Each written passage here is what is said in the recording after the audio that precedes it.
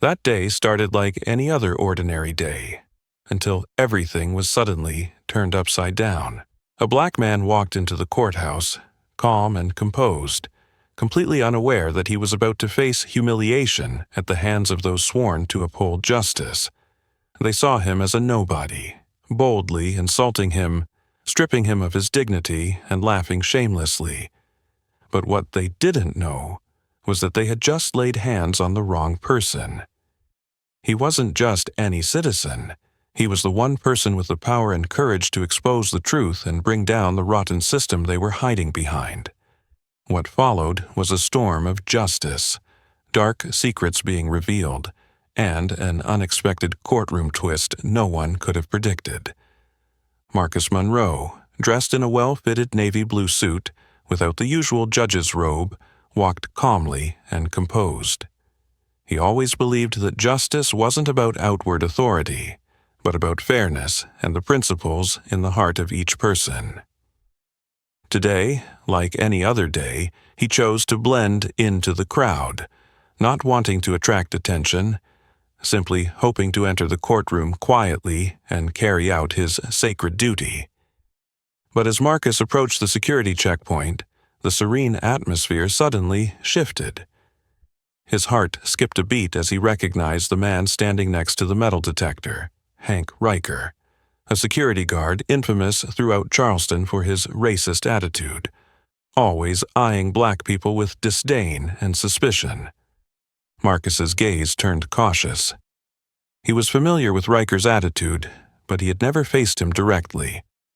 Today, as if by some strange fate, he could clearly see the cold, malicious glare Riker was directing at him, as though waiting for a prey to step into a trap. "Hello," Marcus spoke first, trying to keep his voice steady, but a vague unease was already stirring within him. Riker didn't respond, merely coldly scrutinizing Marcus from head to toe, then spoke with an air of authority and contempt. "Step out of line, buddy. You need a special check."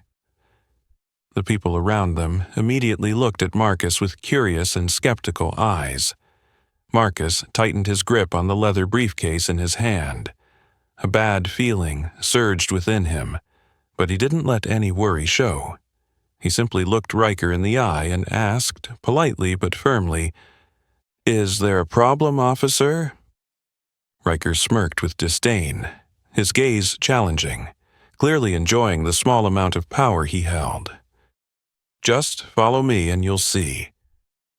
Without giving Marcus a chance to respond, Riker signaled to two other security officers to step forward and stand closely behind Marcus. The atmosphere instantly shifted to an oppressive silence that felt suffocating. Marcus took a deep breath, preparing himself for what was to come. He knew that today was no longer the peaceful day he had hoped for. It was a fateful day, one in which destiny would test the limits of his patience and dignity to the fullest. As the door to the security room clicked shut behind him, the sound of the lock echoing coldly, Marcus could feel his heart pounding in his chest. He turned around, facing directly into Riker's cold, contemptuous gaze, as the guard watched him without any hesitation. "Show me your ID," Riker ordered coldly. Marcus calmly reached into his jacket pocket and pulled out his federal judge's badge, a symbol of his power and responsibility for years. But Riker merely glanced at it dismissively, not bothering to examine it properly, then threw it carelessly onto the table as if it were worthless. "Do you think this badge is a magic charm?" Riker sneered. "Here, I'm the law. Got it?" Marcus furrowed his brow, struggling to maintain composure in the face of such blatant provocation. "I have the right to know the reason for this special check," he said firmly, his voice steady. Riker stepped closer, the scent of cigarette smoke heavy in the air, as he stood inches away from Marcus, his eyes filled with malice. "The problem's with you, buddy. People like you don't come here with good intentions. We have the right to be suspicious." Marcus immediately understood the malicious intent behind those words. A wave of shame and simmering anger surged within him, but he chose to remain silent, not allowing the provocation to strip away his dignity. Before Marcus could respond, Riker signaled for two other officers to hold his arms and force him into the cold metal chair in the center of the room. Marcus instinctively felt a surge of helplessness and frustration rise in his throat as the sound of the clippers buzzing sharply in his ear filled the silence. He tried to stand, but was immediately shoved back into the chair. "You can't do this," Marcus shouted, his calm demeanor starting to crack. Riker laughed mockingly, responding in a voice as cold as ice. "I'm doing my job. Who knows what's hidden in that hair of yours?" The sound of snickering came from the two officers in the room, cowards always eager to side with those in power. Marcus closed his eyes, feeling each soft curl fall to the floor, the sounds of the humiliation cutting deep into his soul. The pain wasn't from the hair being shaved off, but from the blatant trampling of his dignity, something he had never imagined he would endure. After shaving Marcus's head, Riker stepped back, admiring his work with a cruel satisfaction. Marcus opened his eyes and looked directly at the man who had humiliated him, his gaze not one of hatred, but a deep warning. "You will pay for what you've done." Riker sneered, gesturing for the door to be opened with a dismissive wave. "Go on, Judge. You look better now."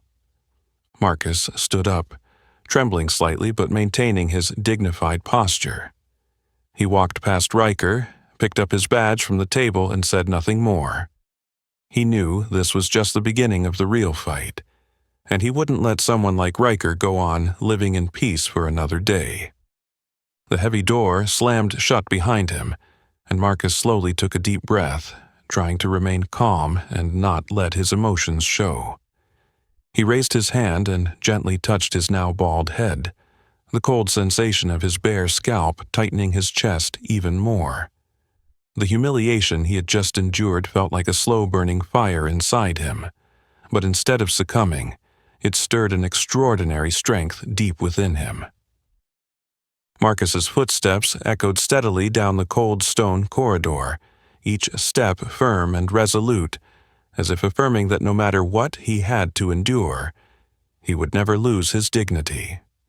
His right hand clenched tightly around his federal judge's badge, the symbol of justice and honor he had fought his entire life to earn. Now, it felt heavier than ever, carrying the responsibility he had placed on his own shoulders, to fight back against people like Riker, to prevent them from trampling on others with impunity. Behind the now closed door, Riker stood watching Marcus walk away through a small window with a smug, contemptuous smile on his face. His rugged, hardened features were filled with satisfaction, because to him, power wasn't about justice. It was about the ability to humiliate others, to make them bow their heads before his authority. In the narrow, dark world he had created, he was the law, and Marcus was the most visible proof of that dark power. "I thought being a judge meant you could stand above everyone," Riker sneered, speaking to his two colleagues, his eyes still following Marcus as he walked further away. "In the end, he's just another black guy trying to act like he's important."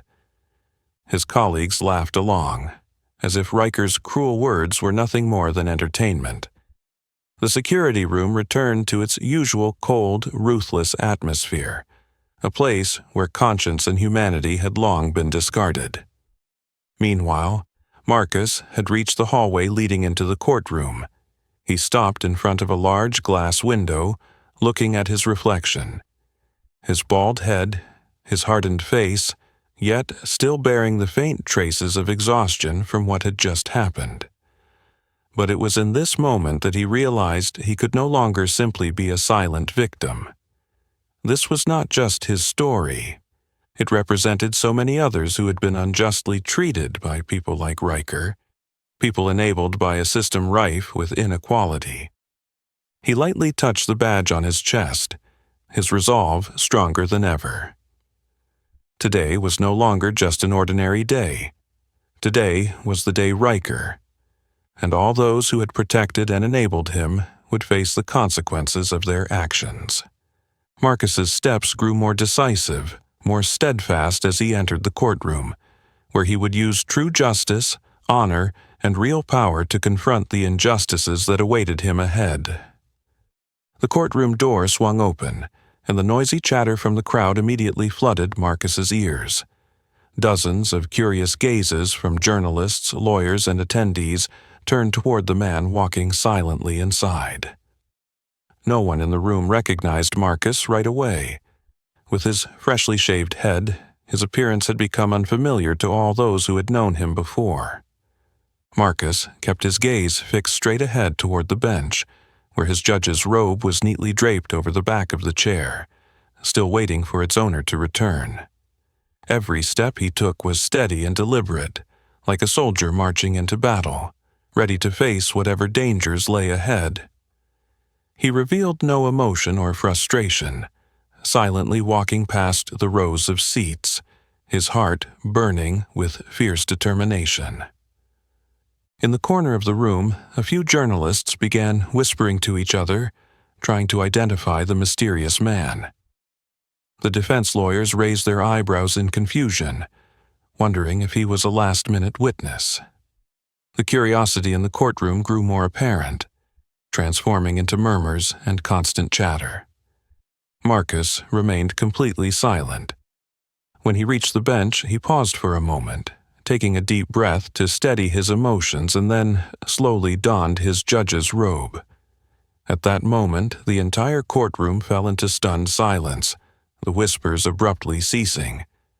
The skeptical gazes from earlier were now replaced with shock and awe, as they realized the man who had been humiliated at the security checkpoint was none other than Judge Marcus Monroe, the very judge presiding over this important and controversial trial. A young lawyer sitting near the bench gaped, his eyes a mix of fear and admiration, immediately grasping the gravity of the situation.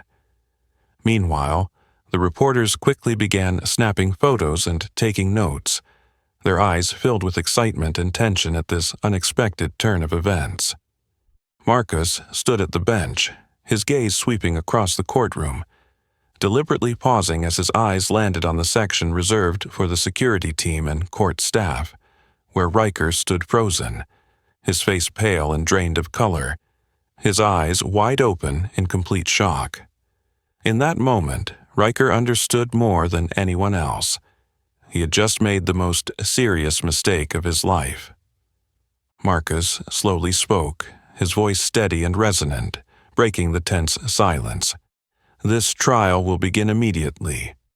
I hope that all of you present here, especially those entrusted with the responsibility of upholding justice, fully understand what true justice means. Marcus's words were not just an announcement.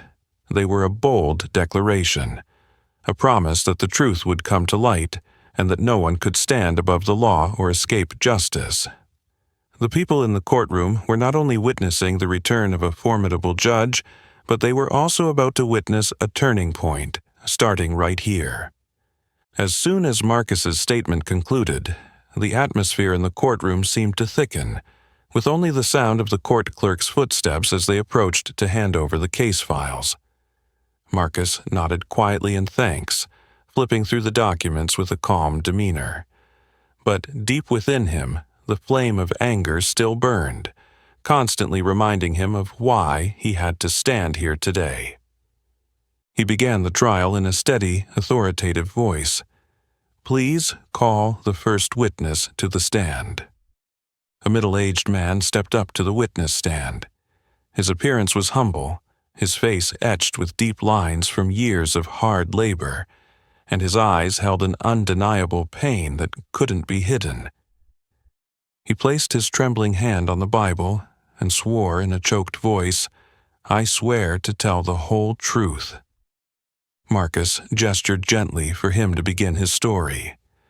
The man took a deep breath, his voice trembling as he recalled the painful memories. "Your Honor, my son is only 17 years old. He was participating in a peaceful protest demanding justice for those who were victims of police discrimination. Yet he was brutally beaten by the officers. They shoved his head down into the ground, used their knees to press heavily on his neck until he passed out, and had to be hospitalized in critical condition. The courtroom fell into complete silence, the only sound being the man's choked recounting of his pain. Marcus listened intently, not missing a single detail. Inside, a new wave of fury surged, not just because of the heartbreaking story, but because the very individuals meant to uphold the law were abusing their power so mercilessly. Marcus's gaze inadvertently drifted to the corner of the courtroom, where Riker was standing against the wall.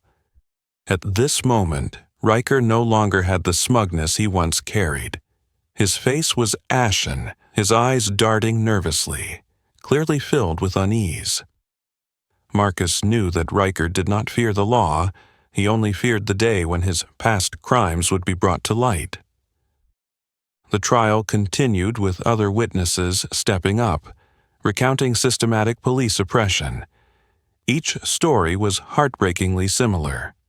The victims were innocent, but their only crime was their skin color, making them targets of violence and injustice.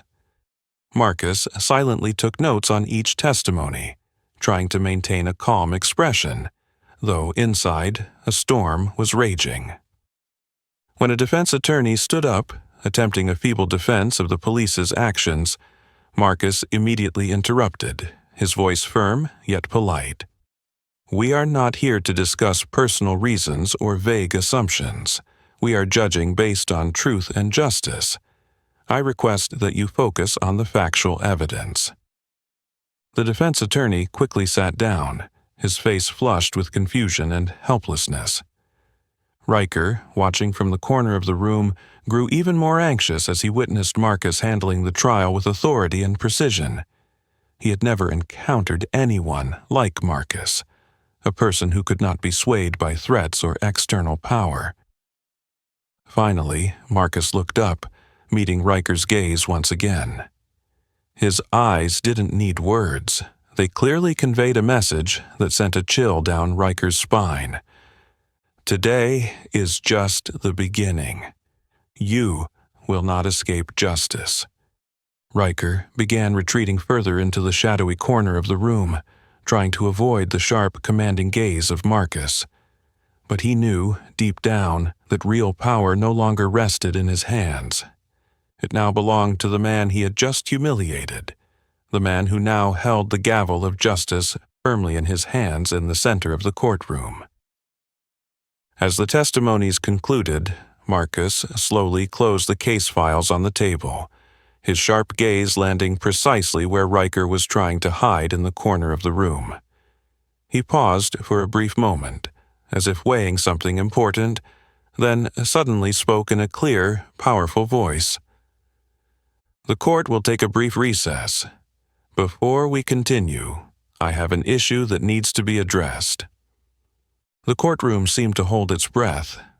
No one dared to move or make a sound, as Marcus's stern gaze fixed on Riker, each word he spoke resonating with authority. "Security Officer Hank Riker, please step forward."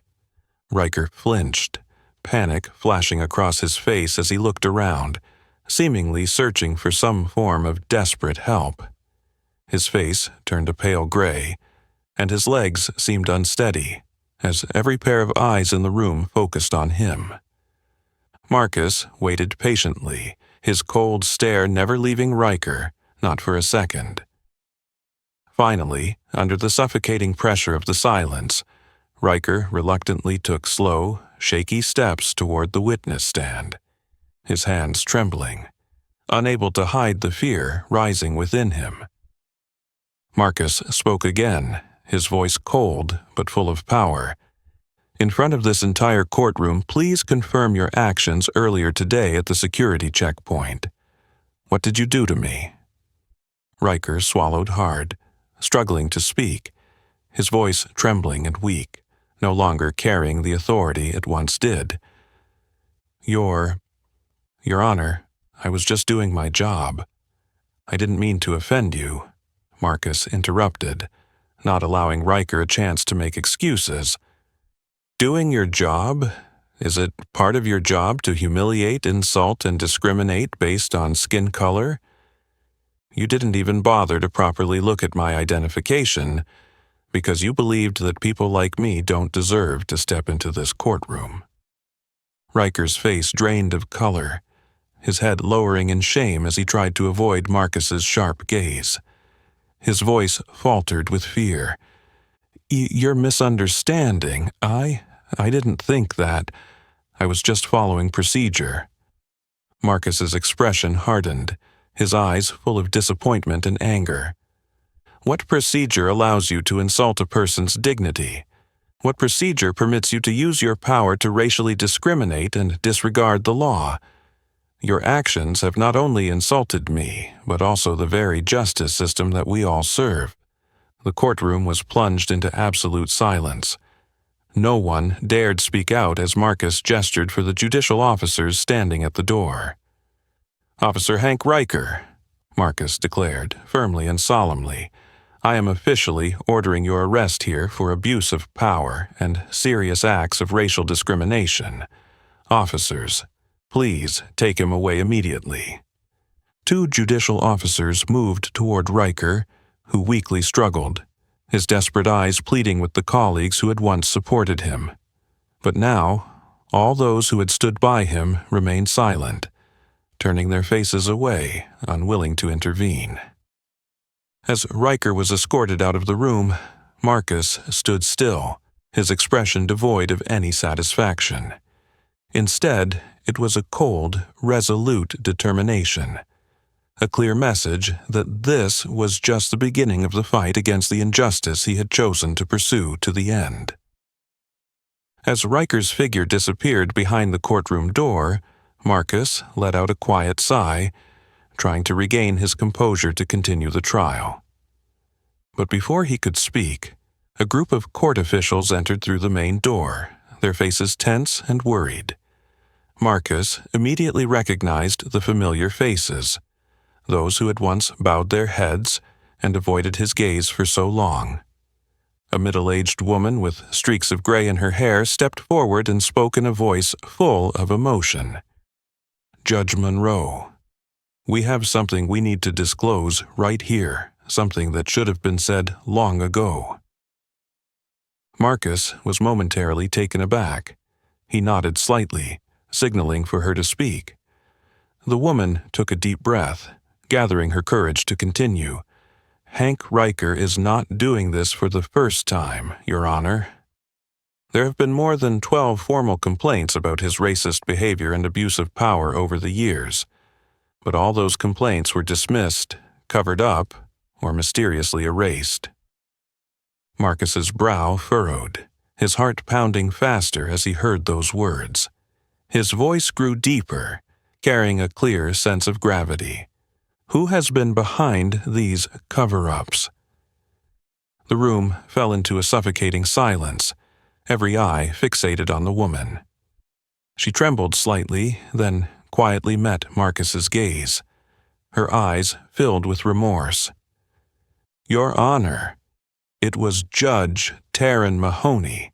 He used his power and influence to prevent investigations, ensuring that the complaints were closed quickly." Marcus was struck as if by lightning. Taryn Mahoney, the respected senior judge who had mentored, supported, and helped Marcus rise in his career. He had taught Marcus valuable lessons about honesty and professional ethics, a person Marcus had always trusted and held in the highest regard. Now, that very man was behind the injustice Marcus had just endured. An image of Mahoney flashed in Marcus's mind, always wearing his distinguished black judge's robe, reminding Marcus about the importance of justice. A sense of bitterness and disappointment consumed him as he faced the truth that the mentor he respected most had been breaking the very sacred principles he had once taught Marcus to uphold. Marcus sat in silence, his expression unsettled, his heart like a storm raging inside. He had once believed deeply in the system, in the values and justice it represented. But now, he was forced to admit that this system had been manipulated by those who used their power to cover up injustice and discrimination. Marcus looked around the courtroom, where dozens of eyes were on him, waiting for a reaction from the judge who had become the symbol of this historic trial. He took a deep breath, trying to maintain his composure, then spoke each word clearly, firmly. "I thank you for your courage. From this moment on, no one will be allowed to stand above justice. Anyone involved in these cover-ups, regardless of who they are or what position they hold, will be held accountable under the law."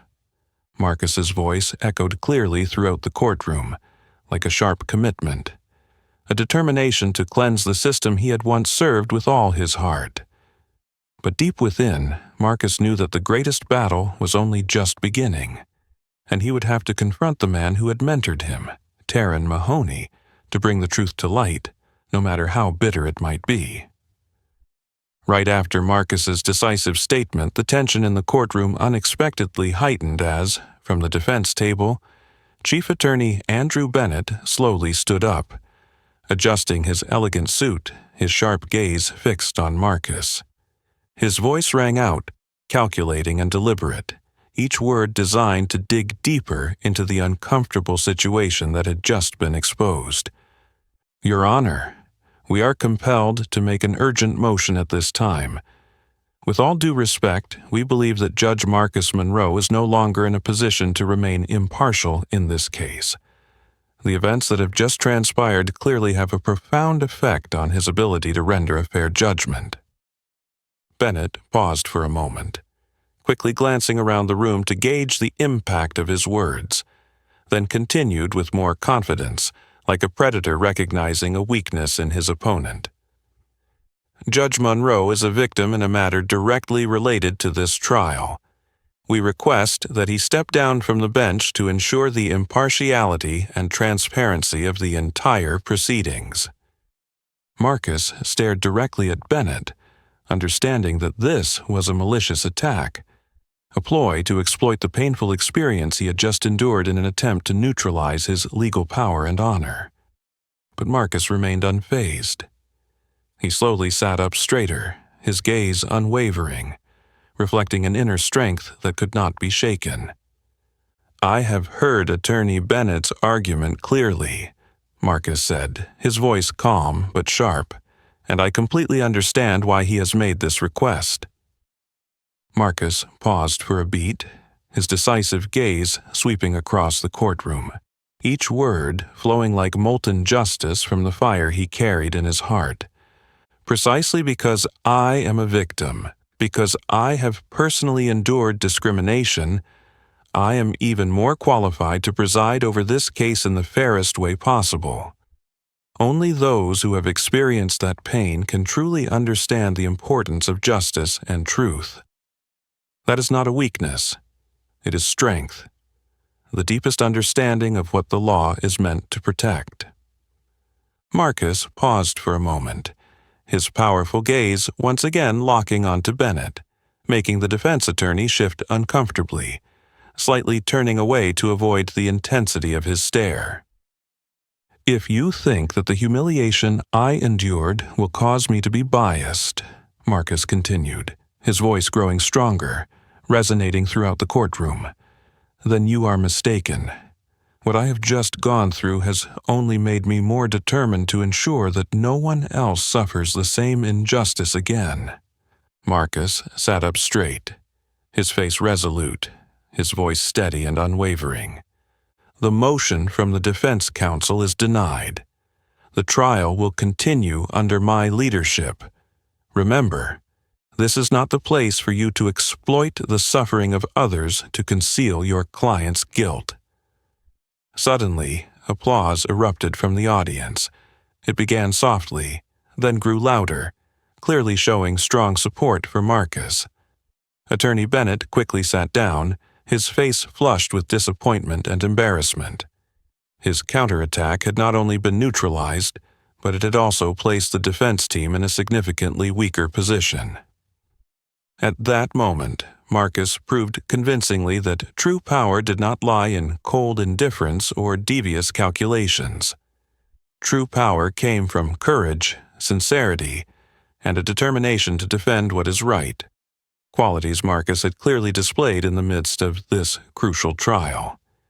As Marcus's powerful rebuttal ended, the atmosphere in the courtroom suddenly revived with a new energy.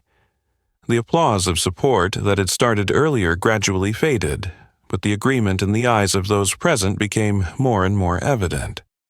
At that moment, from the back of the room, an older man with a stern face stood up. His voice rang out clearly and decisively, breaking the silence that had enveloped the room. "Your Honor, may I have a word? I, too, was a victim of Hank Riker." Marcus was briefly stunned, but quickly regained his composure, nodding gently to signal for the man to speak. The man walked slowly toward the witness stand, each step filled with determination and strength. Despite his frail and thin figure, his gaze met Marcus's, and a profound understanding was shared between two people who had endured similar pain. "My name is Lewis Bryant," the man said, his voice shaking slightly but full of strength. 3 years ago, I came to this court simply to ask for an explanation as to why my daughter was wrongfully arrested by the police. Before I could even finish my question, Riker lunged at me, slammed my neck to the floor, and told me that people like me weren't allowed to raise our voices here. I had 2 broken ribs and was charged with disturbing the peace. All my complaints mysteriously disappeared. The courtroom fell completely silent as they absorbed the heartbreaking testimony. But it wasn't over. Just as Louis finished, a middle-aged woman stood up, her voice as strong as his. "I am Janet Robinson, and I am another victim of Riker. He abused his power, insulted me in front of my young daughter simply because I tried to speak out about being discriminated against by the staff here at this court. All my cries for help were ignored."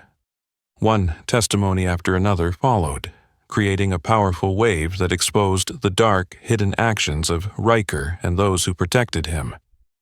Marcus listened quietly to each account with absolute focus, his heart feeling suffocated by the painful evidence being laid bare. This trial was no longer just a simple hearing. It had become a platform for dozens of victims who had been oppressed to reclaim the justice they so rightfully deserved. The wave of outrage quickly spread beyond the courtroom, rippling through the community, and the entire nation was watching each testimony broadcasted through the news. People began to question justice, the true value of the law, and the role of those who enforce it. Social media erupted with angry posts, fiercely condemning the discrimination and injustice that the very judicial system had concealed for far too long. Marcus realized that he was not just trying one individual, he was directly confronting an entire system that had enabled, protected, and perpetuated these cruel acts. He knew the responsibility on his shoulders had never been greater. Today's trial was not just about delivering justice for himself or the victims, but about proving that the judicial system could no longer be used as a tool to protect injustice. When the final testimony concluded, Marcus silently surveyed the courtroom, a deep sense of resolve in his eyes. He softly, yet firmly declared, "Thank you to all of you who dared to stand up, who dared to tell these painful stories. Your courageous voices today will not only help us restore justice, but also help to repair a system that has been flawed for far too long. I pledge that the truth you have brought to light today will not be in vain." Marcus's words echoed powerfully, clearly affirming that this trial was a historic one that would forever end the long years of darkness that the community had endured, and serve as the first step in a bold reform journey for an entire judicial system. As the brave voices of the victims faded, Marcus slowly rose from the bench, his gaze sweeping across the faces in the courtroom with an unprecedented seriousness, strength, and resolve. He took a deep breath, his voice clear and firm, yet maintaining the necessary calm. After hearing the painful yet courageous testimonies from the victims, I have no doubt about the severity and the systemic nature of the abuses of power that Mr. Hank Riker has inflicted over the course of many years. Marcus's gaze fixed directly on the empty chair where Riker had once stood with arrogance. Now, that empty chair symbolized the collapse of a man who had exploited his power to oppress and demean the dignity of innocent people. With all the irrefutable evidence presented in this trial, the court finds Hank Riker guilty of abuse of power, human rights violations, and deliberate obstruction of justice. I hereby sentence him to the maximum penalty under the law, 6 years in prison for abuse of power, 5 years for human rights violations, and an additional year for obstructing justice, for a total of 12 years in prison. The courtroom fell into complete silence, each person feeling the weight of every word of Marcus's judgment. No one dared make a sound. All quietly witnessed this historic moment. Marcus stood there, his gaze unwavering, his voice continuing with resolute confidence. But today's case is not just the story of a single individual. It is a wake-up call about the injustices that have been hidden, about a judicial system that needs to be reformed from the ground up. It is time for us to acknowledge and change the serious issues that exist within the very system we serve. Marcus paused briefly, his voice slowing and becoming clearer as he continued to announce, "Therefore, I now announce a new reform policy, effective immediately in this court and to be expanded throughout the federal judiciary. This policy is called the Monroe Mandate, which includes mandatory training on combating racial discrimination, regular psychological evaluations, the establishment of independent oversight mechanisms to prevent all forms of bias, and the creation of absolute transparency standards in handling complaints related to discrimination." As Marcus finished speaking, the courtroom seemed to tremble with the magnitude and historical significance of that declaration. This was no ordinary verdict. It was a comprehensive change, an unprecedented commitment from someone who had endured injustice firsthand. Marcus continued, his gaze filled with determination, staring directly at the courtroom. The Monroe Mandate is not just a measure to prevent today's injustices, but it is the foundation to ensure that no one else will have to endure similar treatment in the future. From today forward, justice will no longer be a privilege reserved for a few. Justice will be the fundamental right of all people, regardless of race, color, or background. As Marcus finished his declaration, the courtroom fell into absolute silence for a few seconds before it erupted into thunderous applause, sincere and deeply emotional.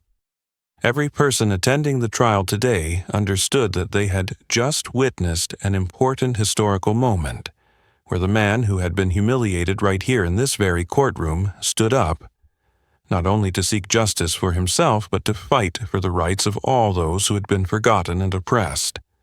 Marcus stood firm on the bench, a powerful sense of pride swelling within him, for he knew that from this day forward, this judicial system would never be the same. The Monroe Mandate was his legacy, the strongest commitment that injustice would have no place to hide, and that everyone deserved to be protected by real law and justice.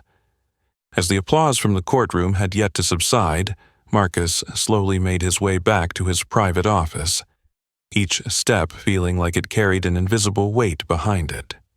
He closed the door gently behind him, letting out a long breath, as though releasing a tremendous burden.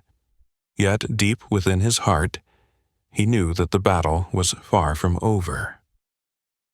Marcus slowly approached the large mirror on the wall, stopping and looking at his reflection.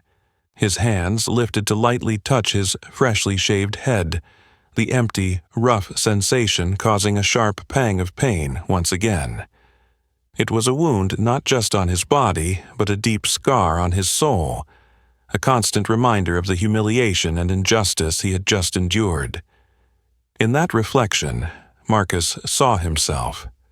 Not the powerful, dignified judge he once was, but a man who had just endured the bitterest trial of his life.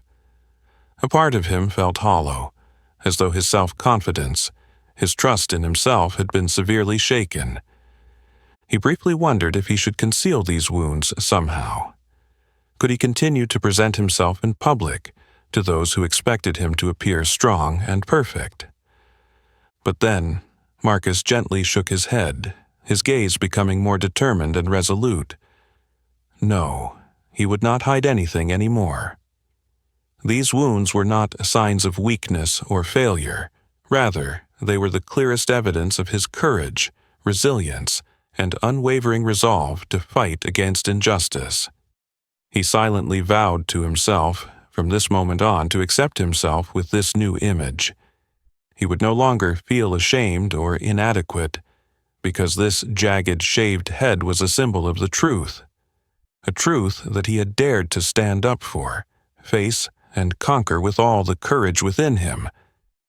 At that very moment, Marcus felt an unusual sense of liberation, a deeper pride than ever before. He knew that from now on, every time he stepped in front of others, this distinctive hairless look would always remind everyone that no one, regardless of power or status, had the right to insult or trample on the dignity of others. He adjusted his collar, stood up straight, his eyes bright and full of strength.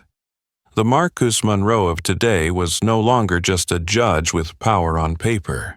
He was a living symbol of change, of justice, and of a deep belief in what is right.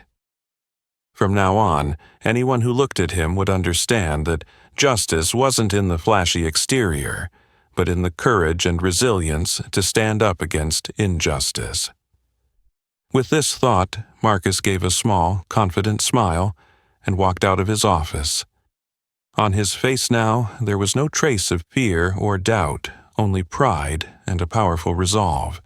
He was ready to return to the fight, ready to be the inspiration, the guiding light for those searching for justice and truth.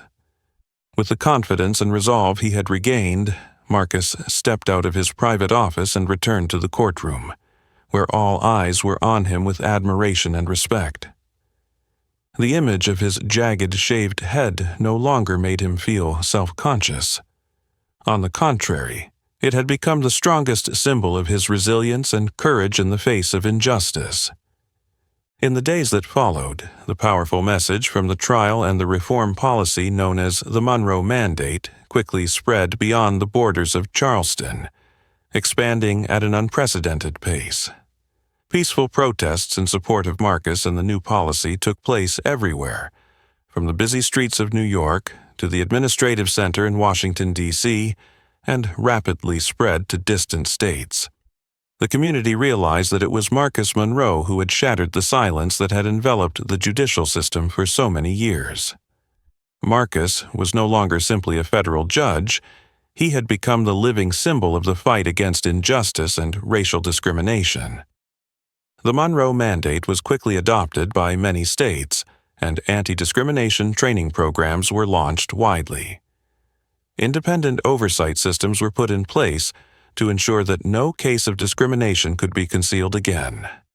Soon, Marcus's office phone rang non-stop with calls from the largest media outlets in the country, requesting interviews and sharing his journey of struggle. But the most significant call came from the White House, with a brief but formal message. Marcus Monroe would be awarded the Presidential Medal of Justice, one of the highest honors in the United States for individuals who have fought for justice and human rights.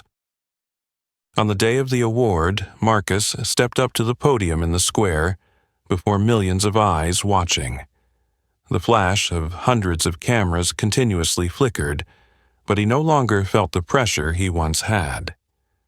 On the contrary, he felt a deep pride, knowing that what he had accomplished truly mattered, having touched the hearts and beliefs of so many people. As the president gently placed the prestigious medal around his neck, Marcus took a deep breath and looked toward the vast crowd with eyes full of hope and trust. His voice, warm and sincere, filled the air. "I am truly grateful and honored to receive this award. But I want to make it clear that this award is not for me alone. It is for all those who have been forced into silence, those who have been trampled upon, discriminated against, but who have courageously stood up to fight for justice and truth." His voice rang out with strength, each word carrying a profound message that touched the hearts of everyone. We will no longer be silent. We will not allow pain and injustice to continue being buried in the dark. Today, this award belongs to all of us, those who have and are fighting to make this world a better, fairer, and more livable place. The applause erupted across the square, growing louder and louder, as if it never wanted to stop. In that moment, Marcus understood that he had officially become a symbol, a beacon of hope, an endless source of inspiration for millions across the country. And from that moment on, Marcus Monroe was no longer simply a judge. He had become a symbol of courage, of the unyielding spirit of resistance against injustice, representing the extraordinary power in every person who dares to stand up for the truth. The Monroe Mandate had transcended the boundaries of a policy. It had become the flag of a comprehensive reform movement, ushering in a completely new chapter in the history of the fight for justice. From the moment Marcus stood on the podium to receive his medal, everything at the Charleston courthouse had changed completely. The silence that had once been filled with hesitation was gone, and no longer were their eyes averted from the truth. Instead, a new atmosphere had emerged, an atmosphere of courage, transparency, and pride. The staff, who had witnessed the injustices daily but never dared to speak up, had now seemingly found their voices. They stepped out of the shadows of fear, bravely speaking out about the truths that had been hidden for years. Cases that had been covered up were gradually exposed, and the people who had been hurt began to be heard and protected by the very system they had once lost faith in. Among them were those who had once stood by Riker and remained silent when they witnessed his wrongdoings. They came to Marcus directly to express their regret, offering sincere apologies for not having the courage to stand on the side of truth. Marcus received these confessions with deep understanding, knowing that it was the pressure from a system filled with people like Taryn Mahoney that had kept them silent for so long. Not only in the courtroom, but Marcus's influence spread powerfully throughout the streets of Charleston. The people no longer saw him merely as a judge standing behind the bench, but as a hero, a living symbol of courage, resilience, and true justice. Marcus's story was shared from coffee shops to small parks, from schools to working-class neighborhoods, inspiring and instilling trust in all layers of society.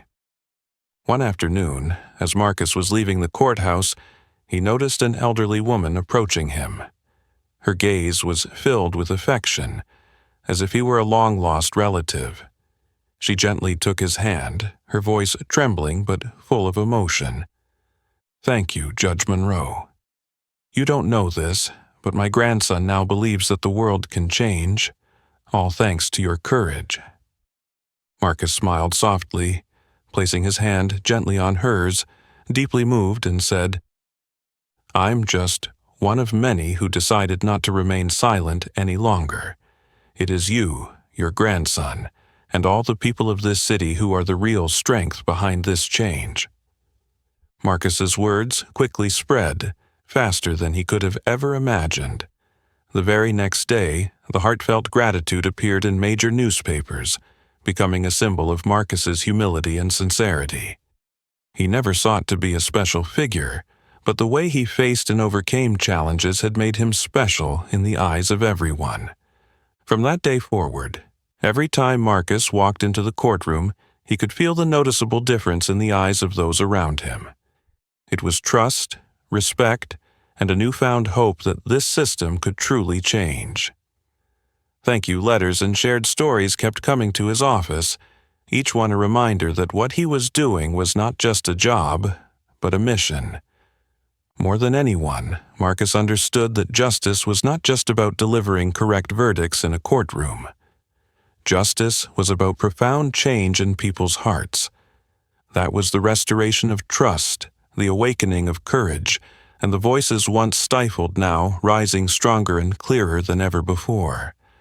He smiled as he realized that he was no longer alone on this journey. By his side now was a strong, united community, filled with trust and hope, working together toward a future where everyone would be treated fairly and justly. Marcus Monroe had not only stood up to change the judicial system, he had stood up to awaken the power within every individual, reminding them that justice could never be silenced once we choose to speak the truth. Thanks to the collective strength of the people, Marcus understood that his story had now transcended the confines of a courtroom, a case, or a system. He accepted an invitation to speak at a high school in Charleston on a sunny fall morning, where the younger generation eagerly awaited to hear directly from the man who had awakened the entire city. Marcus entered the auditorium to thunderous applause from hundreds of students who were intently watching every gesture, every step he took. He smiled sincerely, standing among the young faces full of curiosity, hope, and a desire for change. After a brief introduction, a girl about 15 years old, with light curly hair and clear but serious eyes, raised her hand and asked the first question in a clear, brave voice. "Sir, after everything that has happened, do you still believe in the justice system?" The seemingly simple question caused the entire auditorium to fall into absolute silence. All eyes turned to Marcus, waiting for a candid answer from someone who had experienced the deepest injustices within that very system. Marcus looked directly at the girl, then gently smiled, his eyes reflecting sincerity and an unwavering determination. "I believe in what we can do. Change always starts with powerful and courageous questions, like the one you just asked." He paused for a moment, allowing that message to sink into the hearts of the students before continuing in a clear, warm, and powerful voice. The justice system, like all systems, is built by people, and there will always be flaws. But what matters is that we must never give up in the face of those flaws. Every time we stand up, every time we dare to ask questions, every time we speak up for the truth, that is when we are fixing the system. The girl and the other students listened intently, their eyes glowing with deep understanding, and a new flame began to burn in their hearts. Marcus looked around the auditorium once more, his voice continuing to resonate with resolve and inspiration. Justice is not just about laws written on paper. Justice is about courage, about standing up and speaking the truth, even when the whole world wants to silence you. Each one of you here can become a guardian of justice, as long as you never stay silent in the face of injustice. The atmosphere in the auditorium seemed to soften, growing warmer as those words settled in. Marcus stepped down from the podium, walking closer to the young faces, his voice becoming more intimate, more personal. "I never thought my story would spread this far, but today I stand here to say that real power lies in the hands of each one of us. You are the ones who will write the next chapters of this story. I hope you will always be brave, always ask the hard questions, and most importantly, always believe that each of you has the ability to change the world." Marcus paused for a moment before gently closing the session with a heartfelt and profound call. Spread this story. Continue to fight for a fairer, more humane society, one that always respects human dignity. Never underestimate the power within yourself, because justice cannot exist without the courage of each of us. The auditorium erupted into loud applause, the young faces shining with newfound faith and determination. Marcus stood there, smiling with pride and fulfillment, knowing that the flame he had ignited in their hearts today would burn forever, continuing to light the path toward a better and more just world. The story of Judge Marcus Monroe was not just the journey of a man standing up against injustice, but also a powerful symbol of courage and the desire for change within each of us. Marcus proved that even when facing a system filled with injustice, anyone can make a monumental difference with courage and belief in true justice. And you, what would you do if you were in Marcus's shoes? Leave a comment below to share your thoughts. If this story inspired you and made you think, don't forget to like, share the video, and subscribe to the channel to continue joining us in more meaningful stories ahead. Let's spread the power of justice and courage together.